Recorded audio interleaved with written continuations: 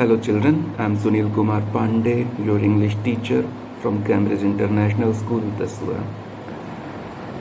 In this video, I am going to discuss the third part of chapter 8 of your textbook Flamingo Going Places by A.R. Barton. In the first two parts, we discussed its theme, got the background to the story, got to know about the dreamy character of our protagonist Sophie, her dreams, aspirations. We also got to know about her family background and her family members as well. In the previous video, we saw how she yearned to be closer to her brother Jeff, who was, however, very reserved. We saw how she imagined that her brother Jeff had been leading a glamorous life and how she wished to accompany him to his world. Although in reality he was a mere apprentice mechanic in a motor garage, and his life could have been anything but glamorous. So just before closing in the previous video, we saw that Sophie, trying to strike a conversation with Jeff, suddenly, just out of an impulse, came up with a lie that she had met Jeff's favorite football star, Danny Casey. So I resume from their dialogue on page number 79. All right, follow me in your textbook. I met Danny Casey, Sophie said. He looked around abruptly. He, Jeff, where? In the arcade. Funnily enough, arcade means the front, where there is a line of shop. Their front part forms a kind of gallery that is called arcade. It's never true.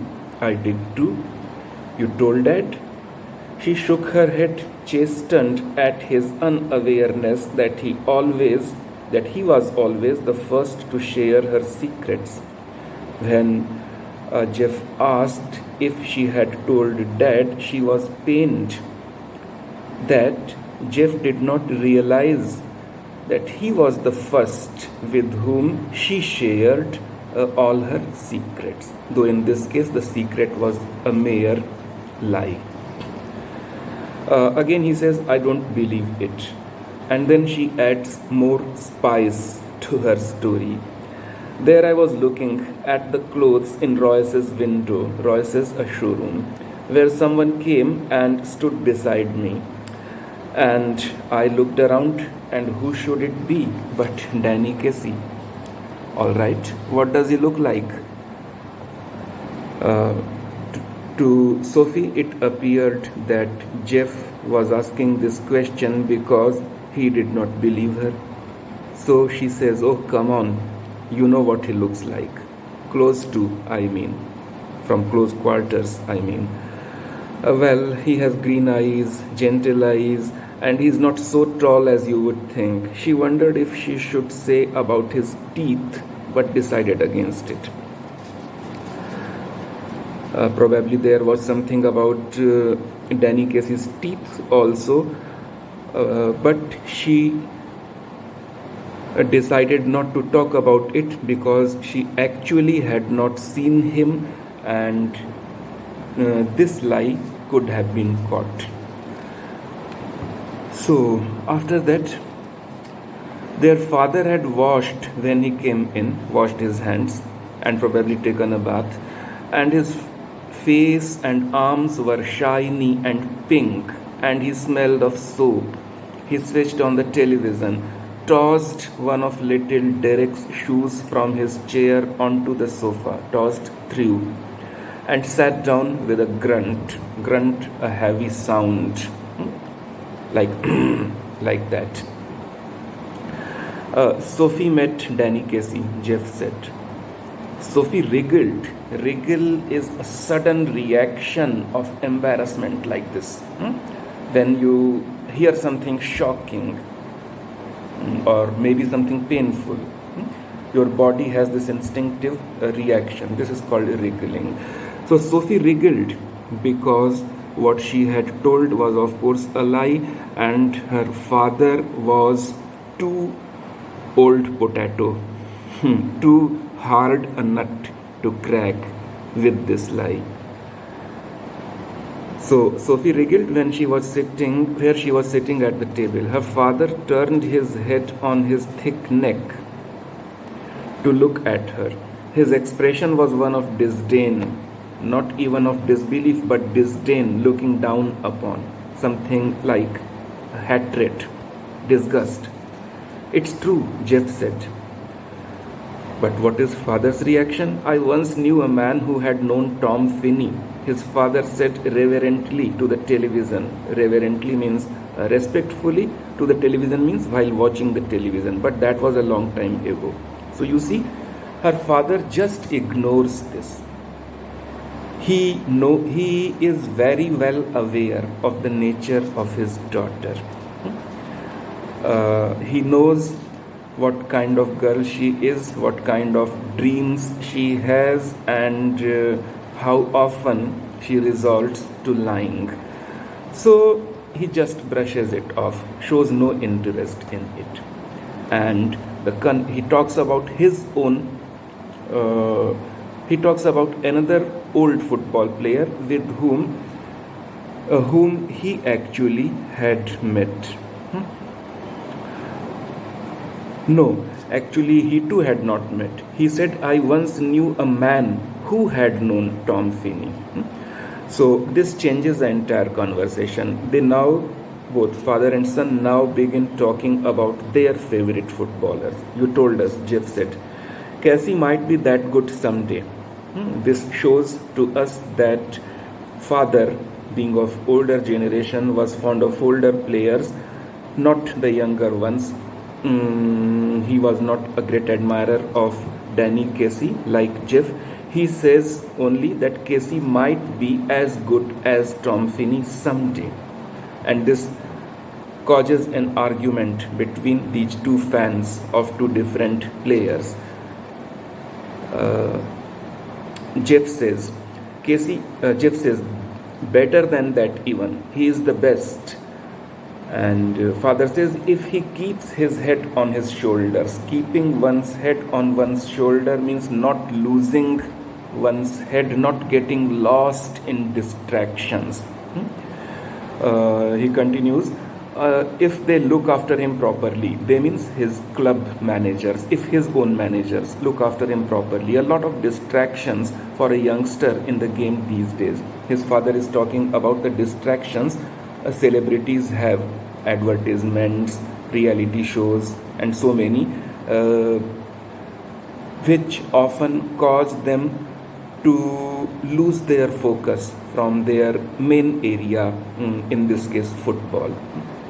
So what father is actually saying is, he can be the best, but if he is able to keep away from these distractions. Alright, Jeff says he will be alright. He is with the best team in the country. Father, he is very young yet. Jeff, he is older than I am. Father, too young really for the first team. Jeff, you can't argue with that sort of ability. So what essentially happens here, that father had simply brushed aside Sophie's lie that she met Danny Casey, and he began talking about his favorite players, and this gave rise to an argument between him and his son about their favorite football players, and the entire topic veered off veered away from what Sophie had to say. So Sophie just chips in with some more details. Of course, lies, with some more spice in her story. She says, now he is going to buy a shop, Sophie said from the table. Her father grimaced, made an expression of anger or pain. In this case, of course, it will not be pain, but grimace is a word used for this kind of expression. So his father had a frowning expression. He said, "Where did you hear that?" So Sophie says, "He told me so." He muttered something inaudible, spoke up very unclearly, and dragged himself round in his chair. "This another of your wild stories? This another of your lies?" So her father is well aware of her lying nature. But this time, Jeff supports her. She met him in the arcade, Jeff said, and told him how it had been. Still, how does father react? "One of these days you are going to talk yourself into a load of trouble," her father said aggressively. Father still did not believe. He said, "You have been talking to wrong people, and one day this might land you in some trouble." Jeff knows it's true. Don't you, Jeff? Now, Sophie is looking to Jeff for support as if Jeff had been a witness, which obviously Jeff had not been. Jeff only says he don't believe you, means he doesn't believe you, though he would like to. All right. So this ends the second part, rather the first part of the story.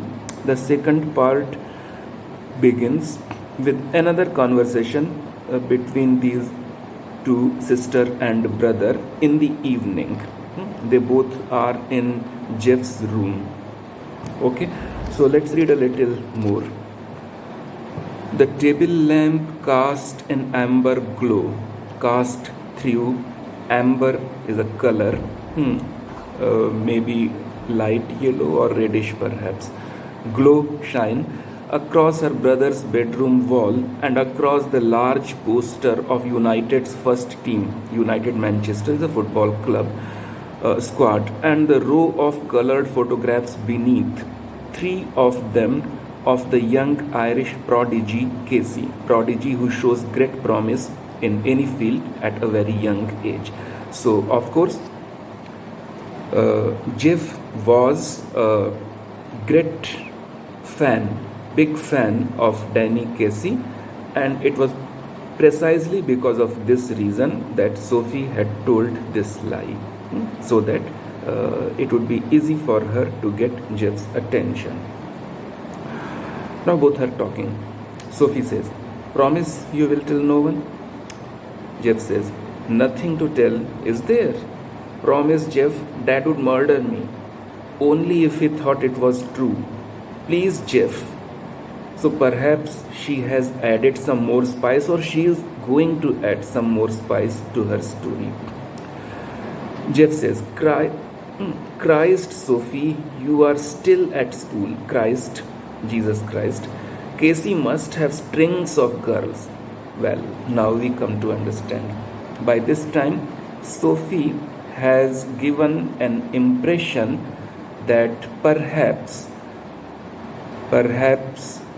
Danny Casey has been attracted towards her. Perhaps they are going for a date, maybe. And this is the promise she tries to extract from Jeff, that he wouldn't tell about this date to father. And Jeff, of course, is still incredulous. He says, "You are still at school, you are a young girl. Casey must have strings of girls, lots of girlfriends." Sophie says, "No, he doesn't." "How could you know that?" He jeered, said with an expression of contempt, dislike. He told me, that's how. As if anyone would tell a girl something like that. as if anyone would tell a girl that he has other girlfriends. Yeah, he did. He isn't like that. He is quiet. So what you see, Sophie is getting dragged deeper and deeper in her own world of lies, in her own lie. One small lie uttered to draw the attention of her brother has created an entire world of fantasy which is now drawing Sophie inside it. Jeff says, not as quite as all that, apparently. It was nothing like that, Jeff. It was me spoke first. More details, more imaginary details. When I saw who it was, I said, excuse me, but aren't you Danny Casey? And he looked sort of surprised. And he said, yeah, that's right. And I knew it must be him because he had the accent, his Irish accent. Casey belonged to Ireland. Like when they interviewed him on the television, like he was speaking on the television when his interview was telecast. So I asked him for an autograph for little Derek, her younger brother, but neither of us had any paper or a pen. So then we just talked a bit about the clothes in Royce's window. He seemed lonely. After all, it's a long way from the west of Ireland. And then, just as he was going, he said if I would care to meet him next week, he would give me an autograph then. This is the hint of their possible date. Sophie is hinting that Danny has called her to meet next week. Of course, I said I would. So, yes, Sophie has added another lie to it that Jeff and she are going to meet again next week. So now she has gone too far. As long as she said she had met Casey, it was still fine. There was no evidence to prove it, but there was no evidence to disprove it either. But a future promise to meet, how would that promise be fulfilled? Let's read further. As if he would ever show up. He would never show up. Jeff says, you do believe me now, don't you? He dragged his jacket, which was shiny and shapeless, from the back of the chair and pushed his arms into it. She wished he paid more attention to his appearance. Again, her fashion designer mind creeps in. Wished he cared more about clothes. He was tall with a strong dark face. Jeff, handsome, she thought. It's the unlikeliest thing I ever heard, he said. So Jeff, so far, does not give any indication of either believing the story or outrightly rejecting it. He is still between these two extremes. There are two more sections of the story left, and let's read some part of the next section as well. On Saturday, they made their weekly pilgrimage to watch United. That means on Saturday they went, as was customary every week, to watch a football match in which the United Manchester team was playing. This has been called pilgrimage because football is a very, very popular game in Europe. Going to watch a football match is like a pilgrimage for football fans. So this was weekly ritual for both Sophie's father and brother. However, Sophie perhaps went for the first time. Sophie and her father and little Derek went down near the goal. Jeff, as always, went with his mates higher up. United won 2-0 and Casey drove in the second goal. A blend of innocence and Irish genius. This goal has been described. The way he drove in that goal That was a blend of innocence and genius, both at the same time. Going round the two big defenders on the edge of the penalty area, with a father screaming for him to pass and beating the hesitant goalkeeper from a dozen yards. That is that second goal which was driven in by Casey. Father wasn't believing that he would be able to drive in that goal. He had been screaming, pass that ball, but Casey kept the ball to himself and beat the hesitant goalkeeper from about a dozen yards and successfully accomplished that goal. Sophie glowed with pride, as if he was her real boyfriend by now. Afterwards, Jeff was ecstatic. So you see, this happens with people who are so deeply drawn in their own world of fancies, who suffer from this adolescent fantasizing. Sophie has by and by come to believe her own lies. In her mind, she has begun to live that dual life. That life in which she is a girlfriend of Danny Casey. So after the match, someone said on the bus, "I wish he was an Englishman." And Ireland will win the World Cup, little Derek told his mother. Even little Derek was not far behind. He too gave his comment when Sophie brought him home. Her father was gone to the pub to celebrate. So this short paragraph was about that match which Sophie went to watch, and in which she saw Danny Casey in person for the first time. And of course, that appearance cemented her attraction towards Danny Casey. The next sections we will read in the last video of the series, and with that we will finish this chapter as well. Thank you. Bye till then.